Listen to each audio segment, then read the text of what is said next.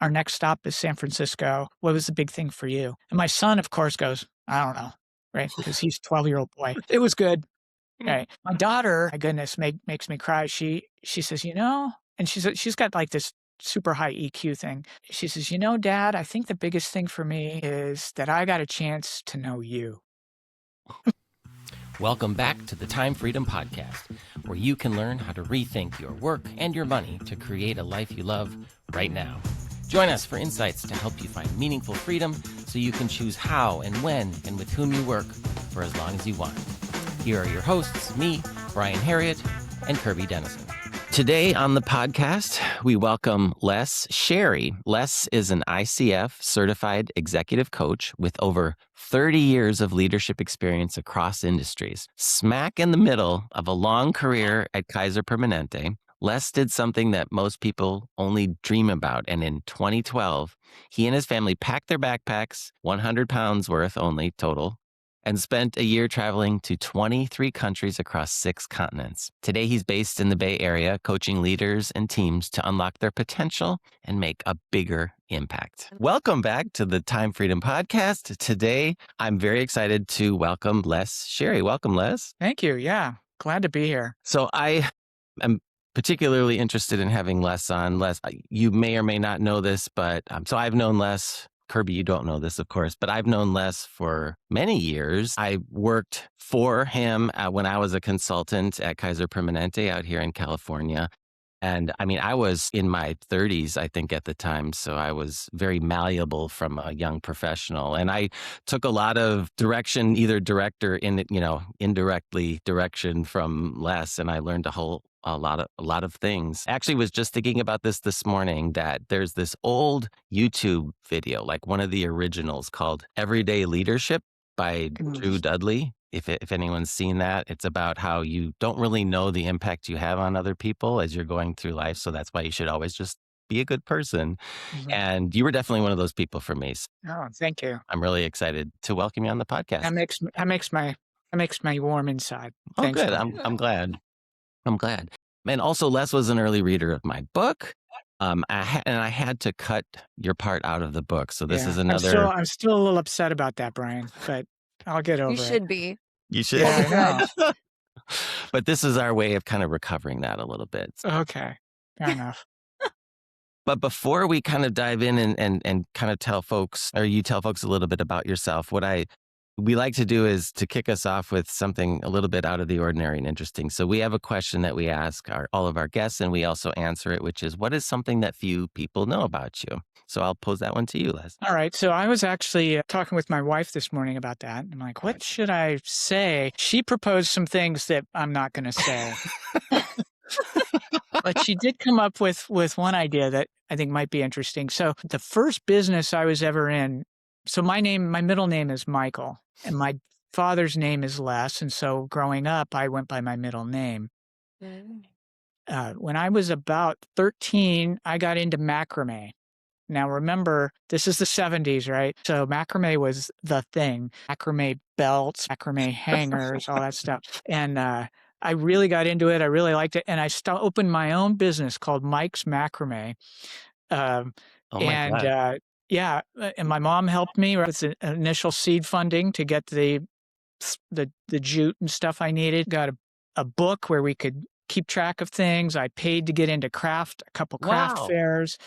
And I took orders, custom orders, and I didn't make much money. It didn't go very far, but that was my first entrepreneurial. And I thought I might be an actual entrepreneur at some point. I never actually pulled the trigger on doing the entrepreneurial thing like you're doing, Brian. But that's something most people don't know, that my first move into business was Mike's Macrame. I've only ever heard of macrame because my mom was into it when I was a very little kid. And that's really kind of interesting. And I know that you hadn't done a lot of entrepreneurial work through most of your career. And that's one of the reasons why I think this will be a really fun conversation today. Is what does time freedom look like to the person who did the more traditional corporate career? All right, well, let's not get too into that yet. Kirby, what a few people know about you now that we're like several in and we're scraping the bottom of the barrel? Yeah, it's not as easy as like I've had a Yes. few of those suggestions though from Travis that I would not ever share. Today's is that it came to me this morning because I have this weird thing that I leave price tags on things or like I just don't take them Mm. off for whatever reason. My husband's the same way and our kids will take the price tags off like instantly. So I had a new purse and I was like putting money in it and then I was like, "Oh, the thing is still on there," and it fell off. So I was like, "Oh, dang." But I have cups that like 3 years old that still have the Brewmate stickers on them and the price tags on them. I Mm. get it. I have our stainless steel refrigerator still has the plastic on it. I think Yeah, Mm. I think that's just because we don't want like our son to just mess it all up. So we'll wait 10 to yeah, be. So like it's still new even though it's not. the only thing that I do that on is my pillows and mattresses, that tag that says, Oh, that apparently I used to think the FBI would come get me if I cut it off because it says do not it says, remove "Do this not, tag. federal law, blah, blah, blah." Yeah.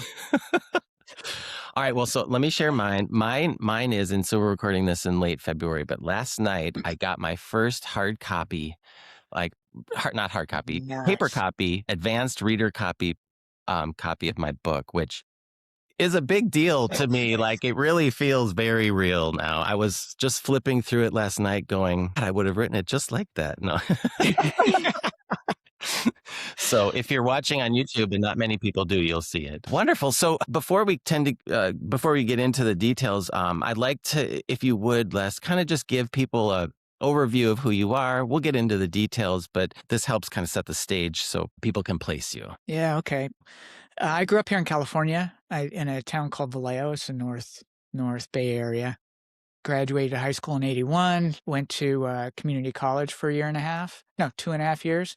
Went to Sac State for a year and a half. Then I did my senior year in college and an exchange program in Bradford, England. Got a job after that working at an industrial uniform rental company the official title was management understudy. Is that It's really kind the of official? fancy. It's basically a gopher, but I got to work in a plant, an industrial plant there for a couple years. I ended up being a merchandise control manager. Left there and went to Purdue and got my MBA. Then I went to work for Accenture, and I worked there for 11 years. I was involved in the work we were doing in startups in Silicon Valley when the tech wreck hit in 21, and they let a bunch of us go. So I got a chance to go through a layoff, one of the biggest growth experiences in my professional career. Did a few things, ended up at Kaiser, and I was there for um, yeah, 10 years. I took my sabbatical, came back, was there for another 9 years. I was married in 99, so we've been married for 27 years, 26, 7 years now. My oldest son is doing his master's degree in biochem in San Francisco State, and my daughter is I graduated from Santa Cruz in marine biology. Yeah, and so that's sort of the base. I live in Danville now in the Damn it. East Bay, California. That's great. So I think when I first met you, it was around 2005 when I Mhm. came to work at Kaiser. And I think already then, I think I was aware that you were going to be taking this big trip, this year round trip. And was it 2012? Did I get that right? That's right. Yeah, summer 2012. Yeah. So you've had kind of a traditional career. How did that idea come even about for you? Um, Yeah. So Suzanne and I were married in '99, and we both loved to travel. We were in our early 30s, so a little late in the to be starting thing. But we did our honeymoon in Thailand, and we were so the picture I have is we were on this little island um, called Phi, and it's just this ideal. Later, it got wiped out by the oh, tsunami. But at this point, it was really awesome. And we were in this hut, and I'd paid extra so that we could have a ceiling fan. So it was like $20 a night, literally on the beach, and two palm trees and a hammock. And we're hanging out, just being newlyweds and having a great time. And I start dreaming about, wouldn't it be cool if, because we wanted to do traveling, if we did something with our family. Now, remember, we'd been married for a week and a half at this point with our family that was different than sort of the traditional suburban American family. And the relationship that I wanted to have with my family and develop, I wanted it to parallel some of the relationships of groups of people that I really had thought great, deep, strong, trusting relationships, like a group of folks that I went to college with in the dorms. Right, that was a special time. Some of the project teams I was on, some of the sports teams I was on, my siblings and family. And what we all had in common was we had spent an extensive amount of intense time together, usually overcoming something or achieving something together. And what concerned me was sort of looking at the standard American suburban world is you have the house, the dad or mom, everybody goes to work, the kids go to school, everyone comes back, has dinner, or maybe not. And each of the kids have their friends, each of the parents have, and it's more of a logistics thing than a interdependence thing. And it doesn't need to be a forever thing, but having that shared experience. So I said, wouldn't it be cool if we could go travel long enough to establish that kind of relationship with our kids? And Suzanne's looking at me like, kids? Yeah. What? Aren't you getting a little ahead of yourself? I'm like, yeah, probably. But we've got time. Let's do some dreaming. So we dreamed up this idea, right? How much time? What would we do? How old would the kids have to be? How many kids do we want? What, blah, blah, blah, all that stuff. So we came back from our honeymoon with that thought. And I immediately, I do project management. That was my deal. Got the spreadsheet out, started modeling. What's our net worth? What's my income? What's my projected income? Blah, blah, blah, blah, blah. When do I want to, retire? Lay all that out. And then if we have kid one at this year, right, what's that look like? And then their college expenses, and then kid two at this year, and da, da, da. And then if I take a year off, what happens? And so I modeled it out, all out. And, I said, this is totally doable. It's totally doable, because turns out time was on my side there, right? It's like, this is something we could do, but I need to start now to put this in place. And so we started, establishing a savings plan and putting things away and looking at this. And so then I started, and we also, probably as important or more important, because the finances really wasn't the hard part. Hard part was committing to it. And so it kept talking about, wouldn't this be cool? Wouldn't this be great? Yeah, we want to do this. And then we had kid one, boom. And that started the clock, because we wanted to go when the kids were 13, between 8 and 13, because that's where they're old enough to start to develop adult memories and young enough not to be so tied in with their peer group that it would be torture for them. And my wife was a third grade school teacher, so she sort of had that child psychology view around all of that. And so we said, okay, boom. Clock started in 2000 when my son was born. And then we start, okay, then my daughter came along a year and a half later. Okay, it's like, we're done. Okay, we're done. So now, then we're locked in, right? Now I've got my target window of when we could leave, and the earliest was 2012. And so then modeling became a little more serious. In between there, of course, I got laid off, and I had this and that and all these different things come up, but we sort of kept to it. And then we had some decisions to make as we got closer. It's like, okay, now we're in a situation where we could move to a bigger house. Okay. If we're going to take this trip, are we really going to buy the house, whole new mortgage, be house poor, right? And then leave for a year and all of that? Let's just do a remodel, and we can do a remodel and make where we are more comfortable and feel good about that. Okay. Then the cars start to get a little old. Well, we could get a new car. Are we really going to buy a new car and then park it for a year? Yeah. No. Okay. So keep grinding away with the Tacoma, the 98 Tacoma, which, by the way, my son still has. It's a great truck. Yeah. Not great to commute in, but, and then the pets, right? The kids got old enough where they wanted pets and wanted a dog and a cat. And it's like, we're only going to do that if you can find someone who will say they will take our dog for a year and then give it back when we come home. And, they're like, no. So every pet had to have sort of an expiration date, right? So it was goldfish and hamsters and, or things that we could give away, like a gecko, right? We had a gecko. And every one of those decisions was a small step towards committing towards the goal. It's like, I think people think that a type of person that would take a trip around the world is more spontaneous, but like you're able to have the trip, but then also have this dedicated planning effort to get all the way to that point. It's incredible, to the point where you're making lifestyle choices with that as the end goal out there. Like I just feel like that's not typical, but wonderful. How about the work side of things? Because this is where I know I get a lot of questions from people. I have a traditional job. Can I still do this? And sure, there are some places that have sabbatical programs, probably fewer and fewer these days. But you kind of did something extreme, but as I understand it, you telegraphed it. So I'm interested in like how you did it, because I'm sure there are people considering something like this and wondering what to do professionally. Yeah.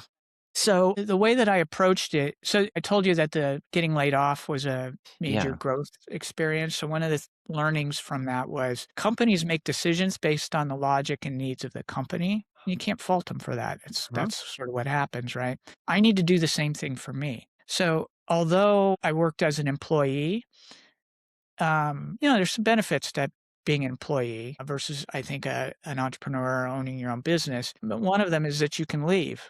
If you build your own business, it's not so easy to just pick up and leave, depending on the type of business. So that was a benefit to me. It took, and another thing that I realized is that a job is just a job. It's not a career. Third thing is risks often overweight the downside of risks. So losing a job, like being laid off, feels traumatic. In reality, it can be a great thing.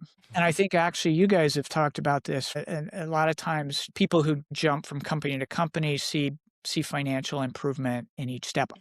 I didn't actually follow that strategy because there's also a cost of changing companies. But the idea of leaving a job when, as long as I've got my financial ducks in a row and I'm good at what I do, right? I'll come back and find another one. It's okay. That's not an easy thing to get over for a lot of people. So, because they feel like they're tied to the job. I remember when I was in college, I first graduated Sac State, and one of the guys from the dorms that I knew, we went to a party and we'd all just graduated. And the first thing he did when he graduated was buy a brand new car. And I'm like, dude, really? How long have you been at your job? Well, like 3 months. I said, do you even know if you like your job? What are you going to, now you've just bought a job. And it just didn't make sense to me to lock in and depend on an employer for my financial security. I needed to be able to manage that effectively. And it also created the freedom to be able to do the things like this trip. When you ask how I managed it at work. Well, so I had a really great boss. That one of the most important things I think as an employee is pick the right boss. And I'd done some good work for him. And he and I talked about my promotion to an executive position, and it was about 4 years before I was scheduled to go. And I told him, because I'd mentioned that, my goal is to do this trip. And he's all, yeah, whatever. People never do that. And I told him, I don't know what's going to happen. There could be there could be an illness in the family. This isn't a for sure thing, but my intent and goal is in 2012 to take a year away. He's like, yeah, whatever. And I said, seriously? Before you promote me, understand that this is what I'm intending to do. He said, okay, you're never going to do it. I said, okay, which kind of pissed me off, right? So that was another commitment, right? So he promoted me. And I think, Brian, we were working a little before that time, but around that time. And then I didn't keep it a secret. I talked to people about it, but it was so far away. People didn't really register, and they didn't believe it. As I got closer and closer and closer to it, I was more and more committed, right? We didn't have any dogs. We were figuring out what shots we needed to take. We were doing shots, tequila, how to lease the house for a year and then get it back.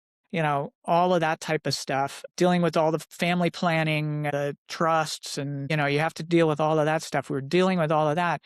I was working with and talking to all of the people who may be at Kaiser and otherwise, and letting them know that I was going to be taking this year away. Turns out the company doesn't have a policy that would allow me to just step away for a year and come back into the same job. I tried. They wouldn't They wouldn't go for that. But I wasn't fleeing the company. I loved my job. I liked the company. I liked my boss. I liked what I was doing. But I had this goal that's a 10-year, 12-year goal, and I need to go do that. And then I'll be back. And if there's a position here when I come back that we can work out, that'll be great. If not, I'll go find another gig. And people loved that story. I got so much support from everybody that I talked to who said, wow, what a great thing for your kids. What a great thing for your family. What a wonderful opportunity. Totally support what you're doing, blah, blah, blah. Of course, the company's got to do what the company's got to do, and it could be all different when you get back. But did you get any?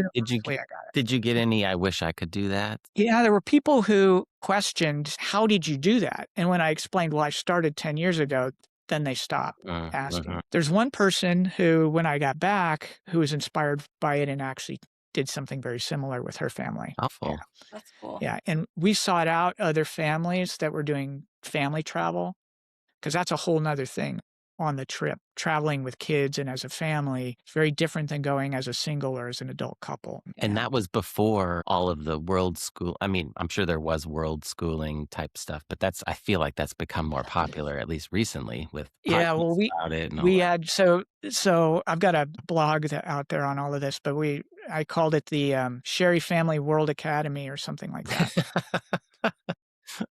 So in California, you can take the kids out there and we road schooled them.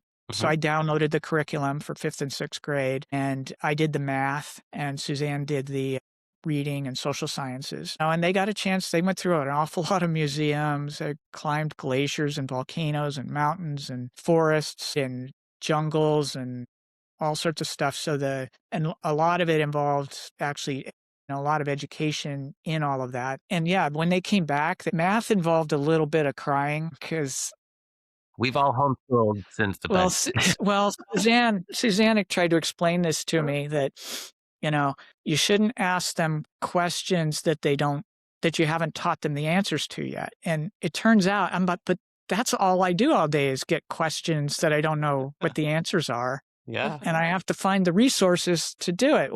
So I would because I was doing my own math sheets, right? And they'd get through and I'd teach them some concepts on fractions and they go through. And then the last 4 or 5 were going to be the next thing I was going to teach them, right? And they would get there and they don't know how to do it. And they don't know how to do it. And they don't know how to do it. And then they'd start crying. And I'm like, what's the matter? It's like, oh, I don't know how to do this. I said, well, just ask. There's resources here. I'm here. If you're stuck, if it's a problem, I'll show you how. But you haven't shown me how yet. How can you test me? I said, it's not a test. Just, can you do? They didn't like that. Suzanne's like, you can't do that. You're going to freak out our kids. So yeah, so I had to, there's whole learning tech. Turns out being a school teacher is not just something you just know how to do. And I feel like you were pushing up against like the traditional schooling process, which has its own things. Before we move on, and I want to hear a little bit about the trip, like kind of the high level summary, but I just had an observation that it seemed like you were approaching your career entrepreneurially. And so when you said that it's actually easier to leave for a year as an employee than it would be as an entrepreneur, I'm like, wait a second, I never really thought about it that way. And that has a lot of merit. Like that's really, really true because they have to deal, right? They're their own entity. But so I want to talk about what happened when you got back, but I don't want to skip over what you guys did. And I know that there's you have a blog out there if people want to check it out. But what did you cover? Did you go around the world? Yeah, so we were out for about 11 and a half months. We went to 23 countries. We didn't make it to Antarctica, but we touched every place else. We more or less followed the sun.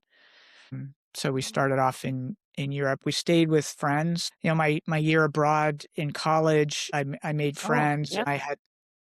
We had friends in Japan and friends in South America, friends and family around the world. So we did a lot of that where we'd come in and people invited us into their homes and, we stayed in a guest bedroom for a couple of days. But we were moving about every 3 days.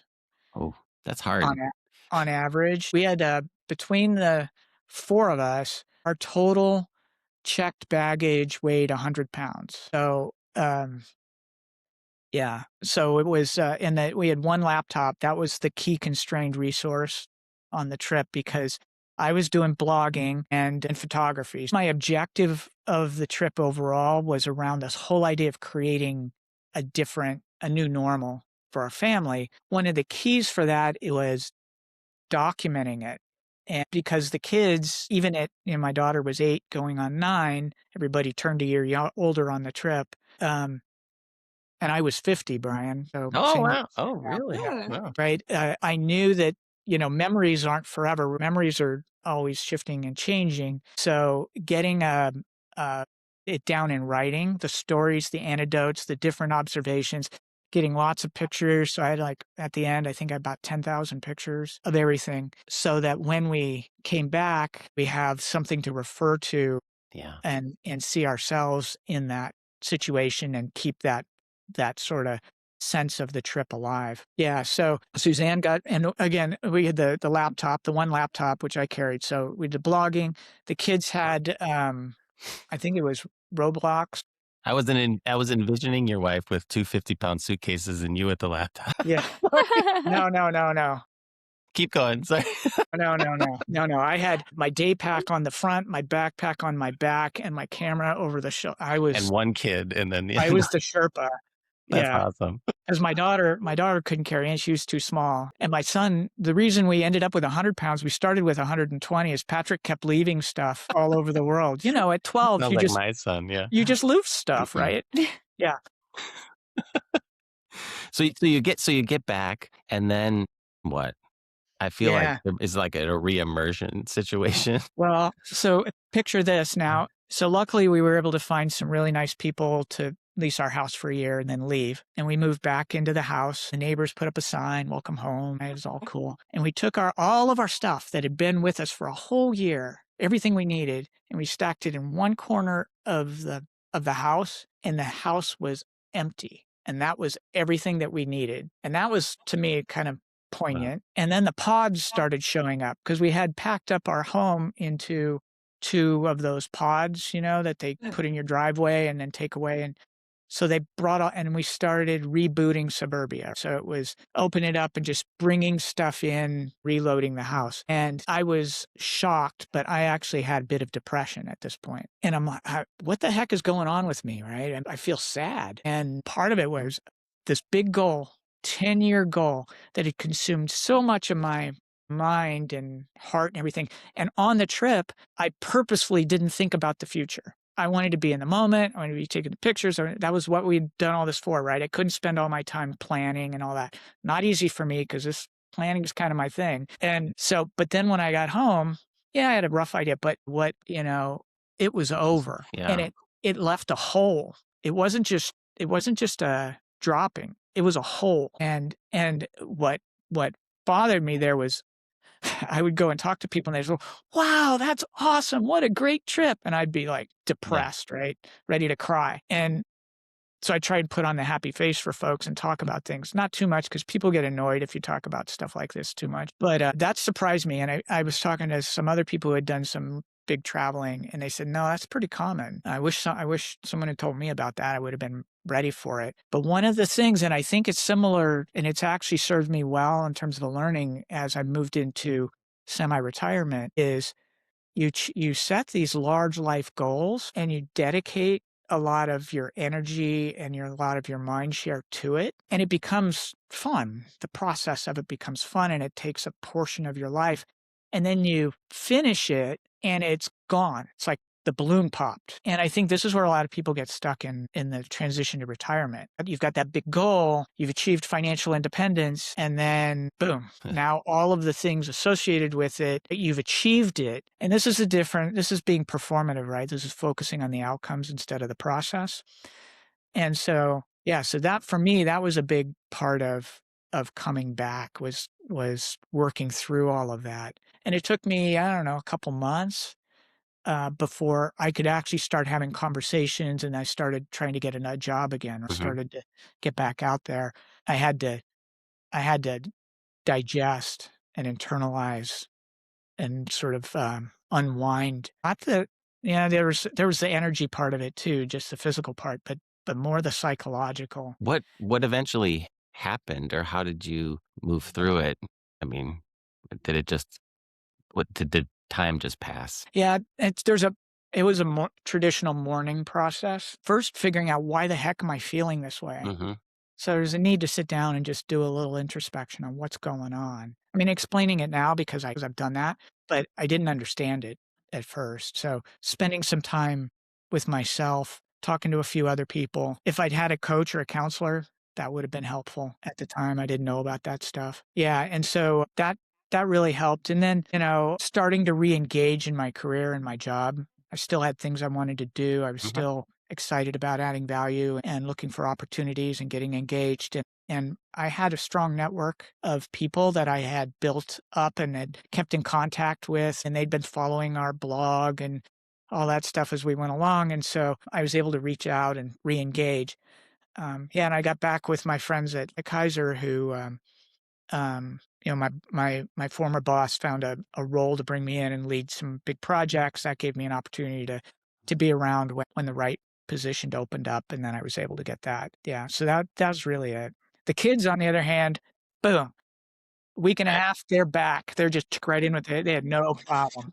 No problem. And actually, Suzanne jumped right back in too, a lot better. Oh. Yeah, a lot easier than I did, I think. Did that lesson from that moment help you as you then, I'm skipping ahead, but you were at Kaiser for another, 9, 10 years or 9 years. another Yeah. 9 years, and then you retired from there. Did you learn from the previous kind of trip and coming back, like how you approached that movement away from Kaiser and how so? Yeah. Yeah. So again, I'm a planner. But I also, some similar to the trip, I had lots of plans, and every plan is at least a good start until it meets reality. And then Yep. you need to react to what's actually happening. And we did that on the trip many places. But in retirement, so I retired from Kaiser and when I turned 60, 2023 on my birthday. So that On was the my birth? birthday, Wow, that's my awesome. birthday present to myself. I love it. And when I started into it, I had sort of the learnings from the completion of the trip goal that I need. You shouldn't be retiring away from things. You should be retiring into things. And retiring is really not the right term. It's transitioning. So I reached a point where I was financially independent and I didn't need the income from the job that I had before. And the job was consuming, right? It was a big job, lots of time, lots of stress. And so I had ideas.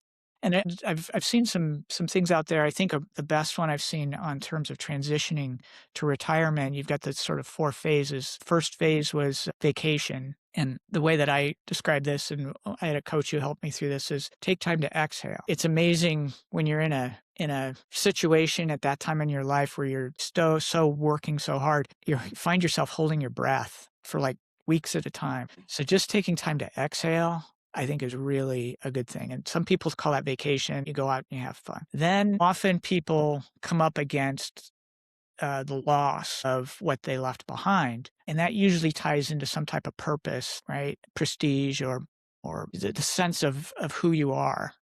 So many people put their self into their career. And then when the career, and I'm going to say job, when the Mhm. job ends, they don't know where those pieces go now. And they're still required for you to be happy and fulfilled.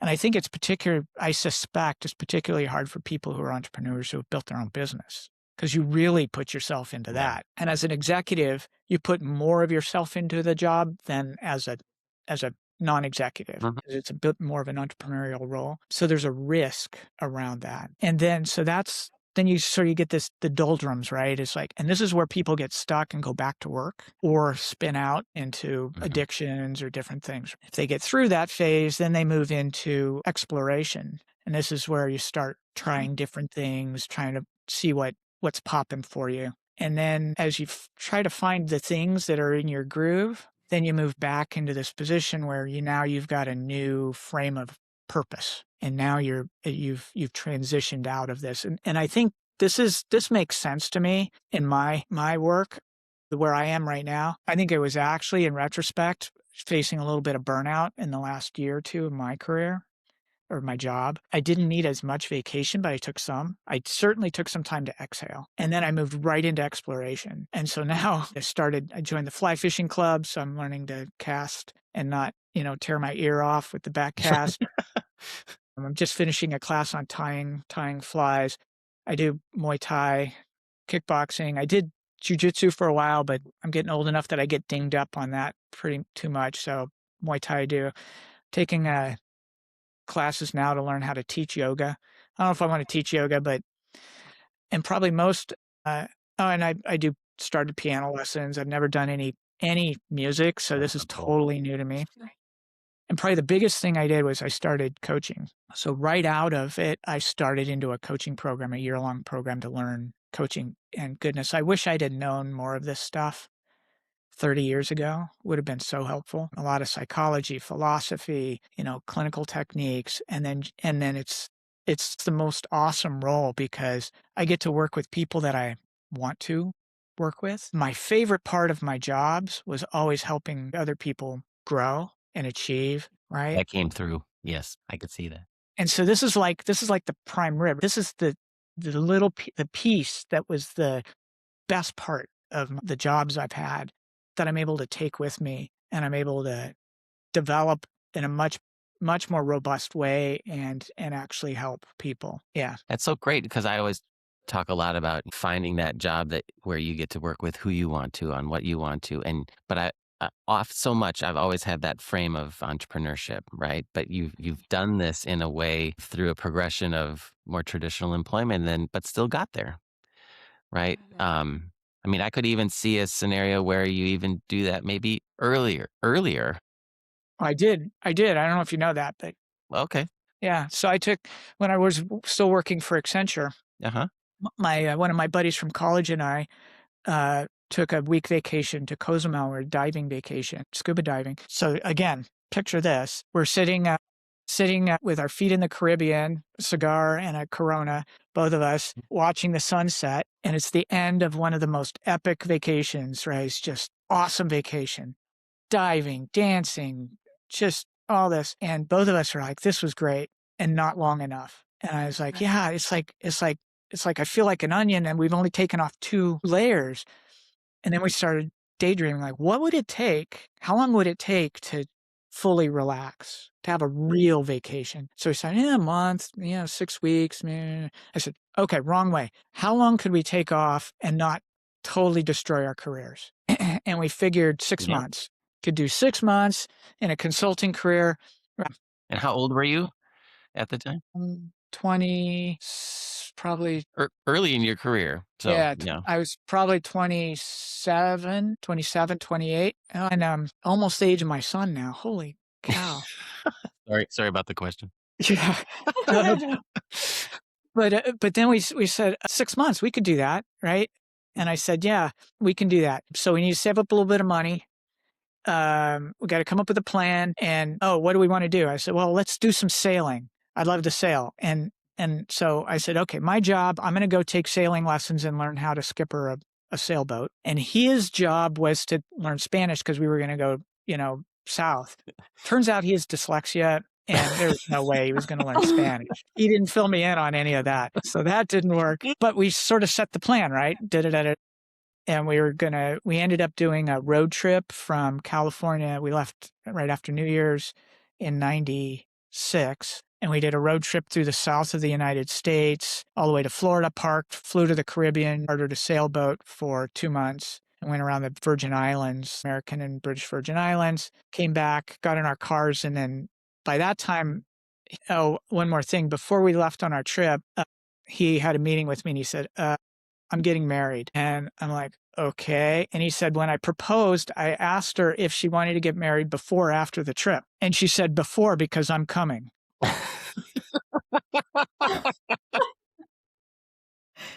So luckily, I knew her. And so she ended up coming on the trip with us. So it changed the nature of the trip. Two bachelors on the trip versus me being the third wheel. But it was wonderful. She was a much better sailor than him. And give you a break. That's good. Oh, this is going public. Mike, I'm sorry. But yeah, so when it was basically a lot of the same script, right? I had told my Accenture that I was leaving when they promoted me to manager, and they said, yeah, you'll never do it. I left, but they wouldn't allow a sabbatical at that point. So I quit. By the time I got back 6 months later, they hadn't even figured out how to turn off my voicemail or anything. So I showed back up, and it was the mid 90s. So things were booming. Oh, yeah. And so they're like, yeah, come on back. So it was like, I never really, and it disappeared in my resume. And yeah, so it was, that was a little trial run for the whole family thing. Yeah, for sure. Were the kids on board, like with the whole planning the trip from a young Good question, age? Kirby. What would you have guessed? I mean, my kids would, I don't know. I have 3. I mean, it's the so age. It's all about the age, I feel like. Not now, my kid would not be. Oh, my God. So kind of like we dealt with it sort of like we did with college. It's not if we go, it's when we go. So it wasn't really a question because it wasn't their decision. So I didn't want to put that on the table. It was as we got closer and it became real. It probably that 3 months before we left was probably the most stressful time in my life, and stressful on everybody because they still were leaving their friends. That's true. Yeah. But one of the funny stories, and if you we're still recording. One of the funny stories is I wanted, the whole technology design, right? So I wanted everybody to have phones. And at that point, we needed unlocked phones so that you could get SIM cards in every country. You could go and buy a SIM card, right? And so the kids were desperate for phones. They just really wanted phones. Of course, they were too young. We would never buy them phones if we weren't going on this trip. And I said, I want you guys to have phones too, but you need to be able to take care of them. You need to be able to prove to me that you can take care of them and not lose them. Well, how do we do that? How do we do that? And so I said, okay, here's what we're going to do. So I bought the phones and I put them up on a shelf where they couldn't reach them, but they could see them. I said, you guys get these phones. So here's what's going to happen. Because we were on the countdown to last 30 days before we left. And they consistently left stuff at school. Their jackets, their shoes, their lunch, their everything, right? Just everything. And I'm like, until you guys can consistently bring things home that you left with, I don't have any confidence that you won't lose your phone. So I put a whiteboard up with a number of days, and I said, you need to go 10 days bringing your all your stuff home that you said that you left with. Well, they immediately started undermining each other, right? Purposefully trying to have somebody forget something so the other one could get their phones and the other one wouldn't. Oh my. So I said, this is just like work. Okay, I need to go back and re-examine the incentives I set up. One person isn't going to get the phone and not so you guys need to do this together. And then my daughter started crying. She says, you want me to follow around my brother and make sure he brings his coat home every day? That's horrible. And my wife looked at her and said, welcome to my world. This is all I do all day. Real. I love it. And so they worked at it. And by the end, I had to lower it to 5 days. 10 days was too ambitious. But I got it down to where they finally earned their phones, and then we could take them on the trip. Yeah. That's hilarious. Yeah, it was a whole exercise in my learning about the power of incentives and them earning the right to have their phones. And you were tracking it like a number of days, consecutive days without an injury. Exactly. That's what I was going to say, like a safety. Well, it's interesting too, because I mean, everyone's programmed differently to be, how they are incentivized. Like we could give rewards all day long to my son and he does not care. Does not care. My girls, on the other hand, they do. So we have a chore board with stones. And so they can earn stones to buy whatever they want. And it's what do you mean? Like little gems, marble stones? Yeah, little Gotcha. pebbles. Yeah, like cool. One of our friends started it and she was like, we've had the best luck with this, like brushing their teeth, combing their hair, whatever. So we started it and my girls are all about it. And then we've talked about this before of money habits. So my middle, she's like, has 5 stones. What can I buy with it? And my other one's like hoarding all of her stones. So like each 200. of them have their own. Yes. They each have their own thing. So it's like, I don't know, to plan a big trip like that would stress me out. Yeah. So the kids, the other thing that, so that was in the leaving. There was a lot of stuff, right? There was some stress and drama and stuff we had to deal with and all of that. But there was a time, and I actually did this at my retirement party. I had one of the pictures that just stuck in my mind. We were in Chiang Mai in the north of Thailand, and it's a great place if you ever get a chance to get up there in the north part of Thailand. And they had a night market. So they had the old city with the walls around it and then the night market. And we walked over to the night market, and it was crazy, right? So you think of Southeast Asia, right? So lots of people, the tuk-tuks, the noise, all this stuff going on, crowds. And Suzanne, and at this point we'd been on the road for almost 6 months. So we're pretty comfortable. And Suzanne and I are keeping an eye on the kids, but we're not holding tight to them. And but they were not feeling comfortable. They were feeling the energy.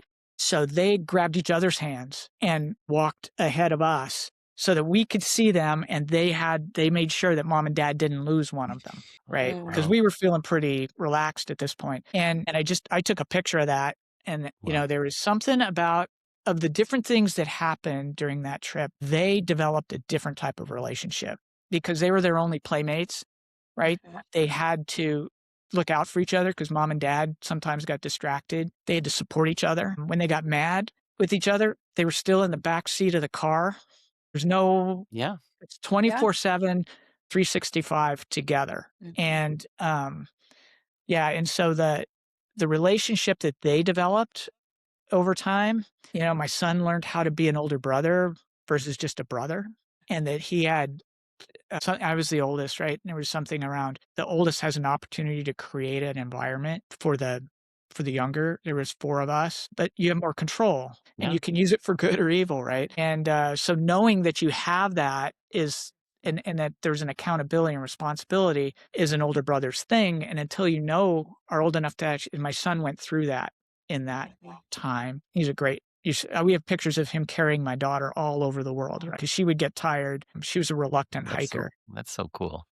Yeah. That's really cool. Yeah. The other thing that in terms of the relationship aspect, because that sort of closes the loop, right, on what I was trying to accomplish. We were in Central America on our way home, and we had a layover. We had like a 6-hour layover at this airport, and we were sitting down and having some dinners or lunch or something. And it's like, okay, so it's the end. Our next stop is San Francisco. What was the big thing for you? And my son, of course, goes, I don't know, right? Because he's a 12-year-old boy. It was good. My daughter, oh my goodness, makes me cry. She says, and she's got like this super high EQ thing. She says, Dad, I think the biggest thing for me is that I got a chance to know you. I'm like, oh my God. Oh. Ouch, right? Yeah, right to the heart. And that was what it was all about, because I got back and I went right back into a 50-hour-a-week job, and they went back to high school and back to the sports and all of their things. And it was a season. There was a time when I could do this, and you can't do it later. Yeah, because everyone grows up. Well, there's only a certain time when you can do the thing that there's certain things that you can only do at certain times. And that time for me to connect with the kids where they were old enough. A dad, it's different than a mom. Their dad can connect, right, is as they're getting old enough to start to do this and still young enough that they're not away. And I think it's that time. And that's, so I've been incredibly fortunate. Wow. Yeah. Well, and those are such critical years. They say there's 4 stages of life. So 0 to 7 is your imprint. And then from 8 to teen or 12 is your modeling year. So that's a really crucial time that they see and build those connections in that space. It'll be cool when you see them do their own trip around the world with their families. Yeah. So they're traveling on their own now. Wow. That's They're awesome. off to Europe and Africa and all around, pick up and drive to Canada. And it was a little bit of a thing at first because they had all this confidence. And I'm like, no, you guys haven't done this on your own. The first time they had to navigate an airport without somebody saying, got to go here. It was like, oh, right. So, but they had the confidence to get out there and a little bit of that sense of I've done this so I can learn it. My version of that was, I had a dog growing up. I know how to take care of a dog. And then you get the first dog, you're like, yeah. Where'd all this poop come from? I know. That's what they did all the time. Yeah. Yes. Thank you so much, Les. This is awesome. Well, this has been so great. I have to close us off. I could probably talk for another hour, but I feel like the perspective and your how you've lived this way is different from the typical guest. So I really appreciate you sharing your story with us here on the podcast. Is there a way that you would love people to connect with you in any way? And if You so, know, let's do that. in the context of the coaching, Yeah. I don't take a lot of clients. I only have somewhere between 5 and 7 clients. But if someone's interested in exploring that, I'd be happy to talk with them. The best way is actually through LinkedIn. Brian, you and I are connected. Oh, yeah. So if anybody's interested in connecting with me, they should be able to find me through you in LinkedIn. Well, thank you so much, Les, for coming on. No, Brian, it's been wonderful, and I really respect the work that you guys are doing. I think it's going to help so many people. Congratulations on the book, and keep up the good work. Thank you. Oh, that was great. Thank you so much. You're welcome. I mean, of course, every time I talk, I learn something new. But the beauty of this is at the end, we get to kind of talk about what stuck with us. So when you listen back to this later, when it comes out, you can hear that. Okay. All right, Kirby. Well, what a great conversation with Les. It reminds me of what it was like when I used to work day to day with him and get to hear his great advice on a daily basis. Yeah. What stuck with you from the conversation? Yeah. The one thing that really stuck with me was the 4 phases in the transition. And I thought it was an interesting perspective because he kind of had that from his sabbaticals. And then also now he's living it, like, because he is retired already. So, taking the vacation and the exhale, the kind of the loss of purpose. And he even said in that that's usually where people go back to work. And like we have the unretirees that we've talked about.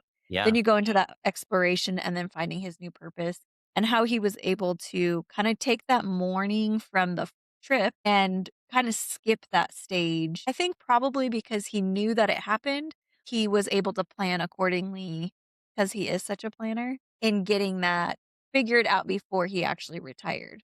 Like unconsciously, he probably had it already figured out. Yeah. I mean, yeah, he's definitely one to learn something and then apply, right? My takeaways were really around, because I really did kind of come into this conversation thinking, how can you apply time freedom principles when you have a traditional career? And when he said that a job is not a career, that was big to me because now granted, you have to be good at what you do. So if you, with that assumption, you can say, oh, well, I can leave this job and people know me and respect me and want to help me out. His old boss worked a way for him to get back into the company. And then also, again, if you're good at your work, people overestimate the downside of risk, right? And so, yeah, that's just another thing that I took away with me and really left. I mean, when I wrote his story in an early draft of the book, I thought I understood it, but I'm glad I cut it because I could put it somewhere else. I understand it more now about how you can live these concepts that we talk about day in and day out on the podcast, but not in the entrepreneurial way, but in more of the traditional career. Yeah, I think about some of the people I know that have kind of had the career hops, I'm going to call them. And they are really good at their job. And that's how they view it. Their job is just a job. It's not a career. My brother-in-law is a prime example of this. He's an amazing mechanic and he has worked for the same company for Caterpillar multiple different times. And he's still like, they offer me more money. I'm going to go here. Then they bring him back because he is so good at what he does. And so that was one of the things I did write down was a job's not a job or a job is just a job. It's not a career. So one last thing I thought of too is how he said how he wished he learned some of the things that he's learned in becoming a coach when he was earlier in his career. It's just more proof. And I did not have a coach for a long time. Get a coach. Like it's a fast way to learn things that you don't then just have to figure out over a 20-year career. So much gold in there, I think.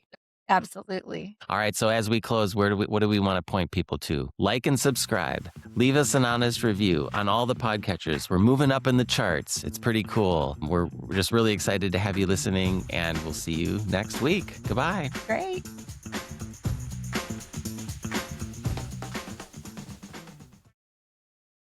Hey, listeners of the podcast, I have a special deal for you. You can now pre-order my book, Time Freedom, if you go to the link timefreedombook.com. And my special is, normally, if you order 3 books, you can get the audiobook free immediately. If you put the promo code podcast, you can order 1 book at your favorite retailer, Amazon, bookshop.org, Barnes & Noble, wherever, and put your order number in the form, put the promo code podcast, and I'll immediately send you the audiobook for free right away. So you don't have to wait. Pre-order the hard copy book, get the audiobook free. Thank you so much for your support. timefreedombook.com.